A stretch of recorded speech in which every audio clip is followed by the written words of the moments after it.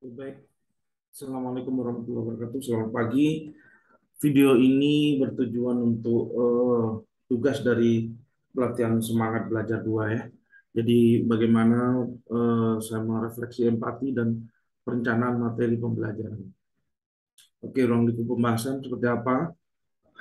Hal baru yang saya pelajari tentang empati dan perencanaan pembelajaran. Yang kedua, bagaimana lembar aksi 1 membantu saya untuk melatih empati dan tip untuk para pengajar menerapkan empati dan perencanaan materi selanjutnya. Oke, next. Ada banyak hal baru yang dipelajari di sini tentang empati dan perencanaan materi pembelajaran. Apa itu? Yang pertama dibagi menjadi 4-nya, memahami empati dan perkembangannya. Kita tahu ya, empati adalah kemampuan untuk memahami perasaan, pikiran, dan keinginan orang lain, namun tetap terpisah ya dari diri sendiri. Nah, Eh, jenis empati ini ada 4 nih ya. Ada empati global, antar 0 sampai 1, empati egosentris, 2 sampai 5 tahun ya bayi, masih balita.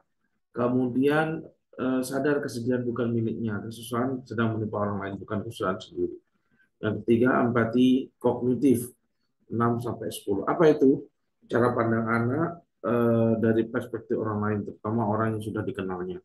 Dan yang keempat, empati abstrak ya, 10 tahun ke atas. Jadi ditujukan pada orang lain, bukan yang dikenal saja, bukan ditemui saja, tapi lebih luas lagi. Oke, yang kedua, manfaat empati dalam pembelajarannya. Kita sebagai guru akan merasakan manfaat empati ini. Apa itu? Dapat mengerti perasaan sesuai. Nah, dalam hal ini perasaan di sini ketika mengajar PJJ ini penting sekali empati di sini. Ya, jadi pikiran dari orang lain termasuk perasaan ketika mengajar PJJ. Yang kedua, bisa menerima orang lain dengan apa adanya. Jadi kita sadar bahwa orang lain tidak ada orang yang sempurna, pasti punya kelebihan dan kesalahan. Kita melihatnya yang sudut positifnya saja. Itu sudut negatifnya tidak menjadi acara. Ya. Kemudian bisa memandang suatu keadaan dari sudut pandang orang lain. Bagaimana kalau kita bersikap, kalau saya jadi dia, mungkin mungkin lawan bicara atau kemudian lawan diskusi dan sebagainya, bisa mengantisipasi situasi sehingga dapat memiliki menentukan sikap yang sesuai. Oke, ini hati-hati ya apabila empati tidak dilaksanakan, pastinya hubungan interaksi antara pendidik dan peserta didik kurang baik di sini ya.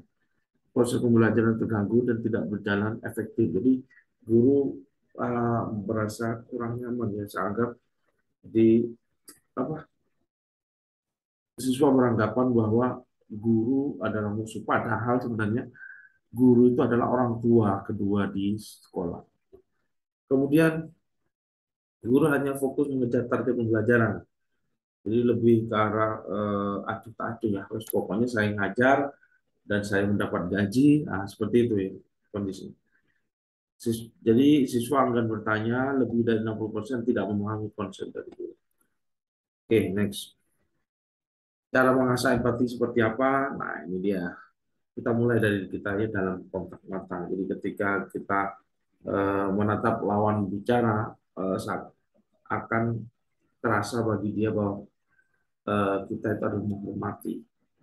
Respon yang sesuai, tubuh yang sesuai isi pembicaraan. Jadi ketika berbicara, bergeraklah, kemudian merespon, berkerut apabila sudah sedih, tertawa apabila ceritanya adalah lucu dan sebagainya. Kemudian menghindari gangguan, menghindari distraksi seperti HP, tempat yang bising dan sebagainya. Jadi ketika kita berbicara, janganlah kita main HP seakan-akan kita tidak menghargai. Walaupun dengan bermain HP itu kita masih mendengar pembicaraan lawan bicara. Mengajukan pertanyaan, jadi memberi kesempatan bertanya siswa apabila ia kurang jelas. Dan kita tunggu, jangan terus. Kalau masih hening, terus pancing dia. Apabila perlu, kita buat undian ya di dalam kelas ya. Kalau misalkan ada 30, yang keluar undiannya wajib berkomentar apa saja. Silakan. Kemudian parafrase di sini sekali ulang kembali pernyataan lawan bicara sekaligus mengkonfirmasi pemahaman kita. Jadi parafrase penting di sini ya, ulang, repeat dan sebagainya. Tidak memotong pembicaraan, jadi menunggu lawan bicara selesai berpendapat sebelum menanggapi. Jadi selain kita menunggu dengan sabar apa perbincangan dari lawan bicara kita, dan tidak debat kusir ya di sini ya.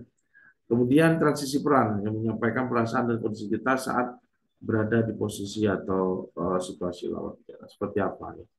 Kalau kita mau menghargai, kalau kita mau dihargai, maka kita menghargai. Menerapkan empati di ruang kelas sesering mungkin mengarahkan kegiatan yang memunculkan empati sosial, seperti donasi korban bencana eh, dan sebagainya. Oke, sekarang tentang aksi ini. Apa aksinya? Bagaimana lembar aksi membantu? Sangat membantu sekali. Di sini ada praktek mendengar aktif ya, siapa yang bercerita dan topik apa yang diceritakan. Kemudian yang kedua, merancang aktivitas monitoring evaluasi. Nah, jadi monitoring ini memonitor, mengawasi kita untuk bisa tetap konsisten terhadap hasil yang sudah kita harapkan.